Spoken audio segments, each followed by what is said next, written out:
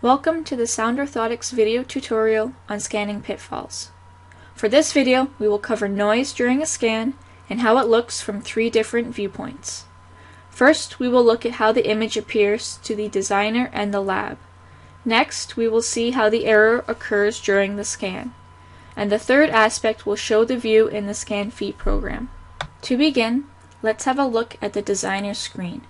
From here, the designer has many different shots of the image. If we focus on the right side of the screen, we have the data points of the laser scan. As you can see, there are distortions on the image that should not be present in a proper scan. This image should be recaptured before being sent to the lab. Interference such as this can make it impossible to accurately shape the orthotic and satisfy your patient's needs. Noise can be created through dirt on the scanner's surface, or a hot foot can create fog. Light interference from overhead lights, windows, or reflections from mirrors also cause noise.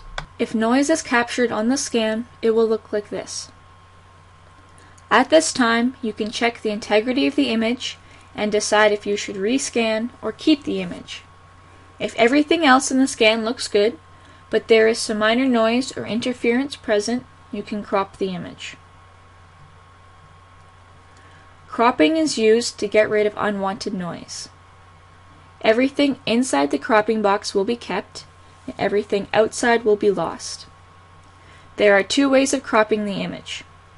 A red cropping box, which is crop number 2, or a red cropping polygon, which is crop number 1. The default for cropping is crop number 2 because it is the simpler way. There are only 3 movable dots when crop number 2 is selected. To utilize the cropping box, use the mouse to drag the dots to where you want.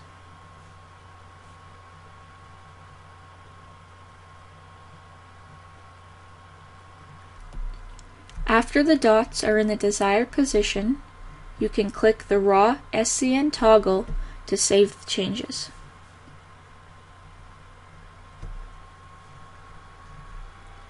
If the image needs more in-depth cropping, you can click the crop number 1 switch. Here, you see there are multiple movable dots to drag, and you can do a better job with these dots.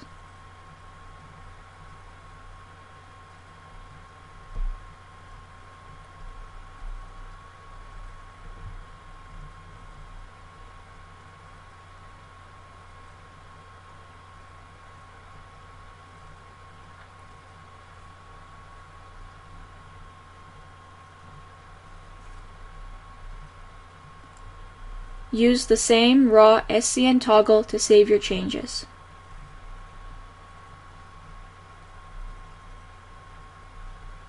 You can flip back and forth as many times as necessary until you are satisfied with the image.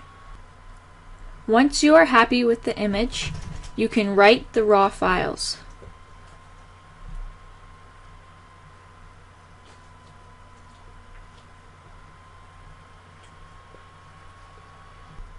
Images with severe noise distortions or missing data should not be sent to the lab.